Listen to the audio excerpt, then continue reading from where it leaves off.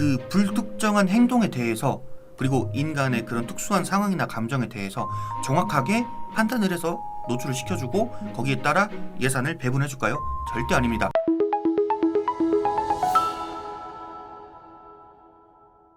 잠깐! 영상에 대한 질문 또는 이 마케터를 더 알고 싶다. 더보기란 혹은 고정 댓글 참고해주세요.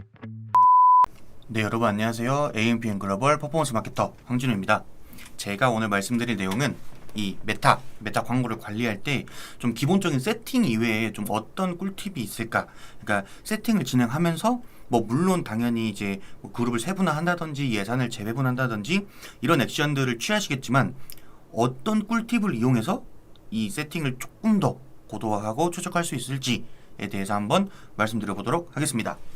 이제 제가 저번 주에 또 이제 컨설팅 문의를 받았는데요. 제 목소리가 조금 졸리다고 해서 오늘은 좀 힘차게 말씀을 드려보도록 하겠습니다. 자, 일단은 메인으로 말씀드리고 싶은 건 어쨌든 저희가 DA 광고기 때문에 노출당 단가잖아요. 그랬을 때 노출당 단가가 올라가도 CTR이 같이 올라간다면 그만큼 저희가 타겟팅을 정확히 한다는 뜻이고, 그랬을 때 유입되는 인원당 단가는 좀 낮아질 수 있다 라고 말씀을 드리면서 CTR 높이는 타겟팅 광고 꿀팁으로 한번 말씀을 드려보도록 하겠습니다. 이 계정은 이제 제가 가지고 보유하고 있는 계정 중에 한 두 번째로 평균 CTR이 높은 계정을 한번 가져와 봤는데요.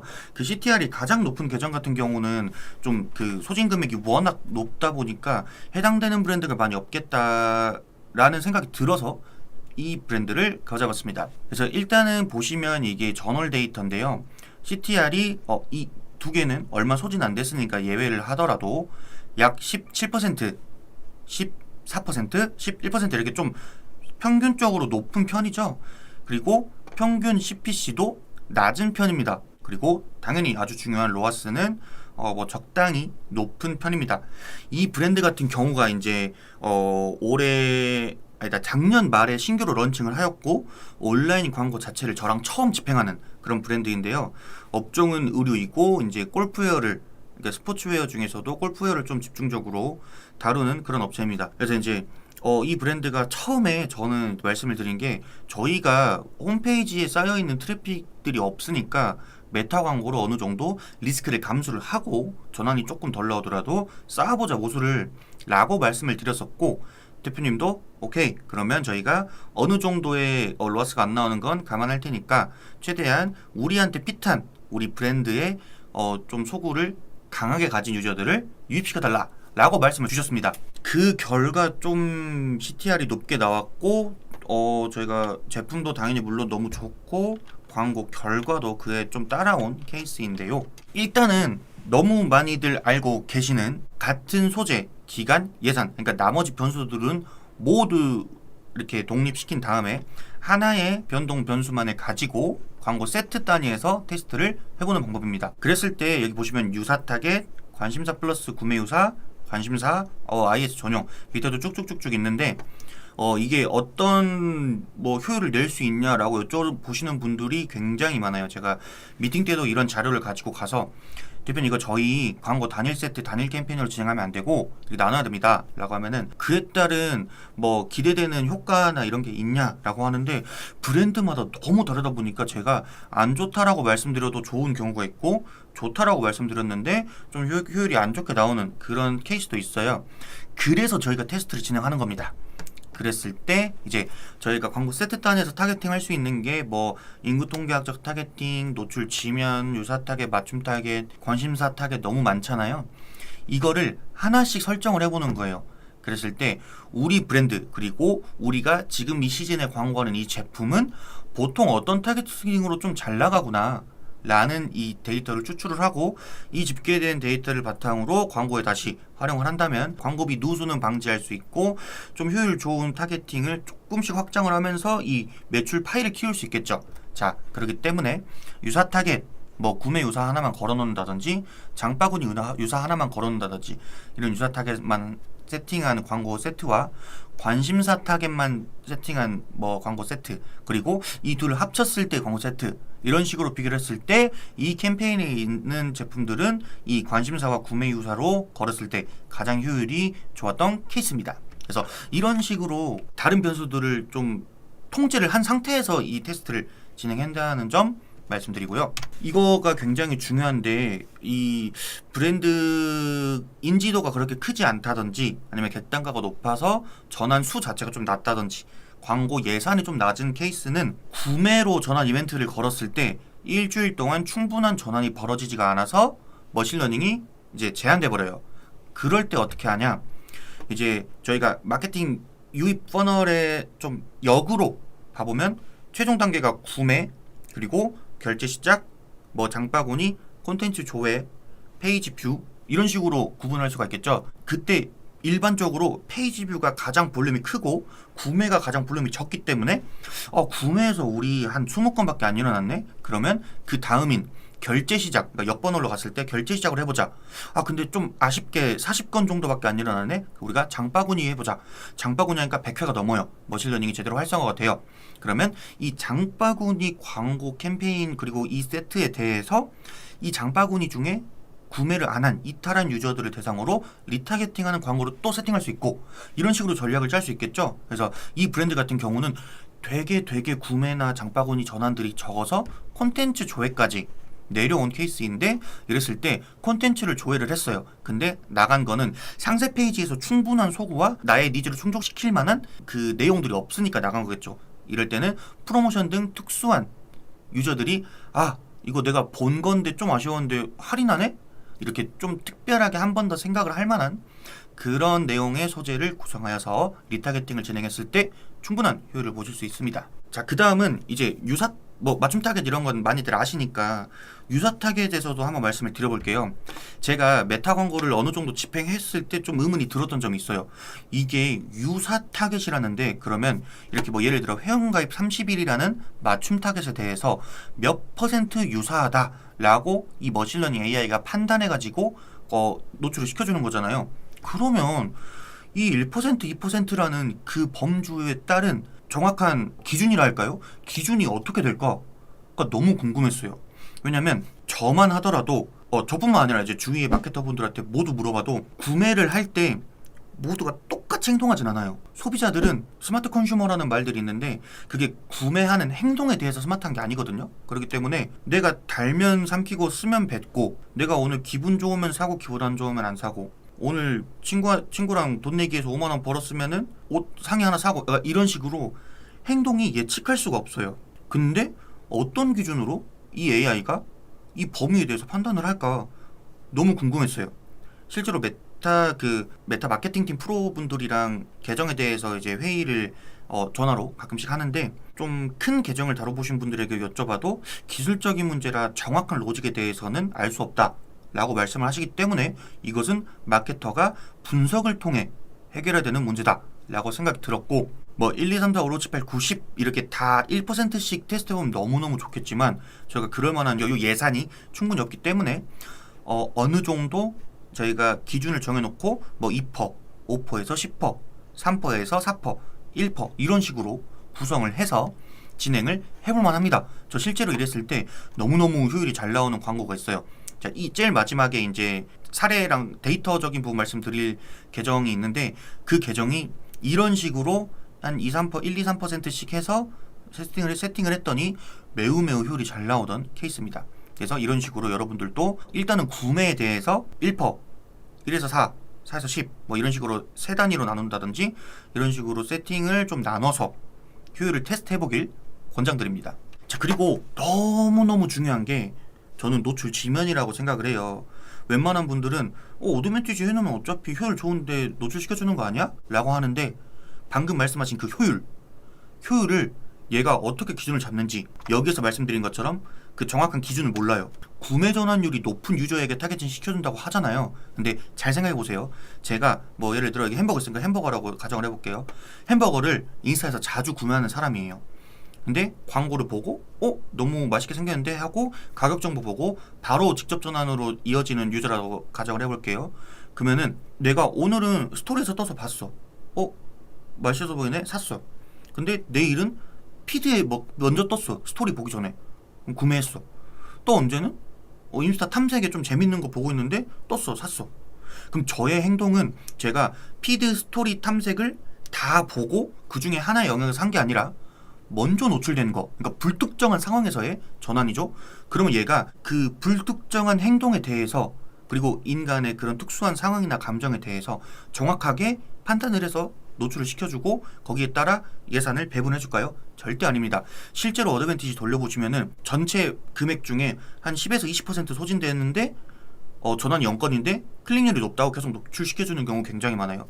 그래서 저는 초반에는 그래도 어드밴티지로 한번 테스트를 해보는 것을 권장드리긴 하나, 기존에 어느 정도 그 다른 유사한 브랜드들이든 이 시즌이든 이럴 때 전환이 잘 나왔던 노출치면 의로의 노출을 선행하시는 것을 권장드립니다. 그렇기 때문에 저는 이제 이 브랜드 같은 경우는 직접 데이터를 보고 테스트를 하기도 했고, 이렇게 하나하나 뜯어보면서 이런 지면에서는 노출이 잘 되지만 전환이 잘 안 일어나는 효율이 안 좋은 지면이구나 라고 생각을 해서 제외한 경우입니다. 자, 이러한 활동들에 대해서 이거 저희가 어떻게 해요? 라고 하시는데, 맞아요. 저는 제가 마케터인데도 이런 거 보고 있으면 눈이 막 너무 아프고 머리 아프고, 이거 데이터는 정리하는데 이거를 말로 어떻게 설명드려야 될지 고민되고 해요. 근데 그럴수록 보고서와 친해져야 합니다. 제가 저희 어제 교육을 할 때든 아니면 신입분들한테 강의를 해드릴 때든 부사 교수님한테 내용을 알려드릴 때든 항상 많이 만져봐야 눈에 익고 손에 익어서 빠른 인사이트 도출이 가능하다고 말씀드려요. 보고서랑 친해지면은 이렇게 하나하나 뜯어보는 게 아니라 전체적으로 쓱 보고 어느 정도 그 광고 세트의 효율을 알 수가 있어요. 그래서 보고서랑 먼저 친해지세요. 그리고 어떻게 보통 관리를 하냐? 너무 당연한 게, 이런 타겟팅이나 이런 세팅은 광고 세트 단위에서 설정을 할 수 있기 때문에 이렇게 광고 세트별로 보고서를 뽑아보는 것을 권장드립니다. 그랬을 때 지금 보시면 연령에서 지금 이 브랜드 같은 경우는 구매 전환값, 그러니까 볼륨이 워낙 크다 보니까 잘 안 느껴지실 수도 있어요. 근데 자세하게 봐보시면 노출 대비해서 약간 25에서 34세가 좀 유입률이 괜찮구나, 유입률로 치면은 얘가 괜찮은데 볼륨이 좀 높구나, 이런 인사이트를 도출할 수가 있죠. 그랬을 때 저희는 이 밑에 있는 연령대의 유저들한테 노출되는 광고를 아껴서 여기에 투자를 하면 좀 더 예산이 편성이 되고, 그러면 좀 더 구매 전환 볼륨을 챙길 수가 있겠구나 라고 결론을 도출할 수가 있죠. 이제 이런 식으로 연령대를 뽑아서 광고 세트 단위에서 제한을 걸어주시면 되고요. 아까 말씀드린 플랫폼 노출 위치, 이것도 그냥 너무 간단해요. 카테고리에 광고 보고서 들어가시면 오른쪽 밑에 카테고리에 플랫폼 노출 위치라고 친절하게 나와 있어요. 이걸 뽑아서 보시면 이 브랜드는 제가 제한을 이미 어느 정도 걸어놨기 때문에 다른 지면에서 좀 많이 노출이 아예 안 되죠. 그랬을 때 피드 효율 너무 좋아요, 스토리 효율 너무 좋아요, 탐색 너무 좋아요, 페이스북도 검색 결과는 어차피 15원밖에 안 빠져나갔으니까 여기 너무 좋아요. 이 어디언스 네트워크 지면도 사람들이 여러분들이 많이 안 해보셨을 수도 있고 이거 왜 해야 되라고 생각하실 수도 있어요. 근데 진짜 해보면은 잘 되는 브랜드, 잘 되는 광고 세트들도 있기 때문에 이렇게 실제 데이터를 집계해보면서 제외하시길 바랍니다. 자, 그리고 이제 이거는 좀 해당되는 브랜드가 많을지는 모르겠는데, 예를 들어서 제가 워치 스트랩을 판다고 가정을 해볼게요. 그럼 너무 당연하게 제가 아이폰 유저면은 애플을 쓰겠고 애플워치를 사용하겠고, 애플워치를 사면 애플워치 스트랩만 찾겠죠. 그랬을 때는 이 아이폰에만 노출을 한다든지, 이거 너무 당연한데 안 하고 계신 분들이 많아서 한번 짚고 넘어가려고 합니다. 그리고 이거 이외에도 구매 전환율로 봤을 때 우리나라의 이 안드로이드와 iOS 이용 비율을 봤을 때 만약에 iOS가 좀 높아요. 근데 구매 전환은 안드로이드가 더 높아요. 그러면 그러니까 비용 소지는 iOS가 많이 되겠지만 실제 전환에 크게 볼륨에 향상시킬 수 있는 그 기기는 안드로이드겠죠. 이런 식으로 구분해서 광고 세트를 세팅한다던가 할 수 있겠죠. 그래서 지금 여기도 이 경우도 보시면 지출 금액이 안드로이드가 약 1000만원, 아이폰이 약 500만원, 2배 차이가 나는데 구매 전환값 거의 유사하죠.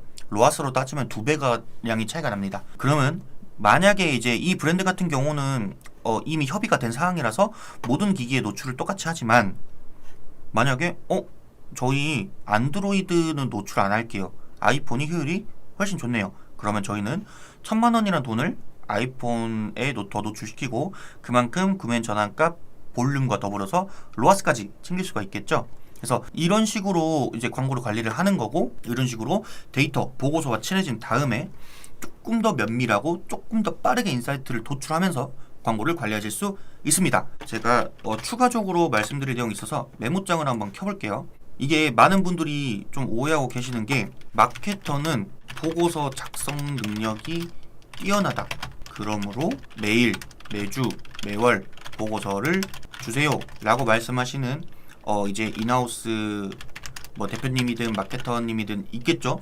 근데 이게 매우 잘못된 게, 당연히 저희가 좀 데이터를 좀 더 세분화해서 분석을 한다든지 아니면은 좀 그런 트래킹 툴을 사용해서 좀 면밀하게 분석한다든지 할 수 있지만, 이게 너무 잘못된 게, 작성 능력이 중요한 게 아니라 무엇을 분석하고 어떤 결과를 도출해내냐가 중요합니다. 근데 이거를 마케터한테 받아서 해석해달라는 분들이 99%예요.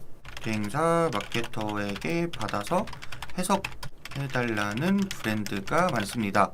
물론 저희야 해석해드리죠. 근데 중요한 게 뭐냐면, 제가 뭐 이 브랜드를 30년, 50년 동안 관리를 할 수 있는 건 아니잖아요. 그렇기 때문에 내부에 있는 데이터와 거기에 따른 인사이트 도출하는 방법은 내부에서 아셔야 합니다. 무조건이에요. 이거는 제가 항상 말씀 많이 드리는 건데, 만약에 제가 뭐 예를 들어 갑자기 돌연 퇴사를 해요. 그래서 다른 분께 뭐 인수인계를 당연히 내용을 하겠지만, 무슨 이슈가 있다거나 이래서 저한테 모든 정보를 못 물어봤어요. 남겨져 있는 건 숫자로 된 이 보고서와 코멘트들이에요. 그거 가지고 해석을 다 하실 수 있으면 물론 좋겠지만, 안 그러신 분들이 되게 많기 때문에 보고서를 작성도 해보셔야 되고, 그에 따른 인사이트도 도출을 하신 후 직접 광고에 적용하여 물론 성공할 수도 있고 실패할 수도 있죠. 그래서 이 결과를 테스트해야 합니다. 그러니까 검증을 해봐야 됩니다. 그래서 이 내용 너무너무 말씀을 드리고 싶었어요. 왜냐면 이제 보고서 내용이 나왔으니까. 여러분들은 물론 이제 바쁘시고 내부에 이 온라인 광고를 만지는 거 이외에 또 다른 많은 업무들이 있겠지만, 이 잠깐의 시간을 할애하셔서 이 정도는 무조건 해보시는 것을 권장드립니다. 오늘 제가 좀 텐션을 높여서 이게 안 졸리게끔 말씀을 드려봤는데 굉장히 저도 신나네요. 그래서 다음에는 이렇게 인사이트를 도출하는 과정을 어떻게 하는지 한번 보여드리면 좋을 것 같아요. 제가 신입분들이 들어오셨을 때 좀 이제 가까이 붙어서 면밀하게 좀 알려드릴 때, 주로 이분들이 잘 써먹고 빠르게 성장했었던 방법이 뭐냐면, 이 보고서를 빠르고 면밀하게 작성하고 분석해서 인사이트를 도출하고 그에 따라 광고를 집행해 보는 것이었기 때문에, 제가 다음에는 이 과정을 한번 어떻게 하는지 보여드리는 교육 영상을 찍어보도록 하겠습니다. 그래서 이제 이 오늘 말씀드린 내용 자체를 물론 이해하시는 게 어렵진 않으실 테지만, 브랜드에 적용시키는 게 좀 어려우실 수도 있어요. 그렇기 때문에 브랜드에 대한 컨설팅 또는 광고 집행 문의도 편하신 방법으로 아래 메일도 좋고, 저희 마케팅 인사이드도 좋고, 카톡 등 편하신 방법으로 말씀 주시면 제가 연락을 드리도록 하겠습니다. 지금까지 AMPM 글로벌 퍼포먼스 마케터 황준이었습니다. 감사합니다. AMPM 글로벌을 더 알고 싶나요? 저희 AMPM 글로벌은 훌륭한 마케터님들과 언제나 광고주님들을 기다리고 있습니다. 정확한 데이터 분석은 물론 1:1 맞춤 컨설팅을 통해 광고주님의 사업 성공을 도와드리겠습니다. 네이버에서 AMPM 글로벌을 검색 또는 마케팅 인사이드를 통해서 수많은 정보를 확인하실 수 있습니다. 아래 링크 혹은 전화번호로 연락 주시면 친절한 상담 도와드리겠습니다. 디지털 온라인 광고는 언제나 AMPM 글로벌과 함께.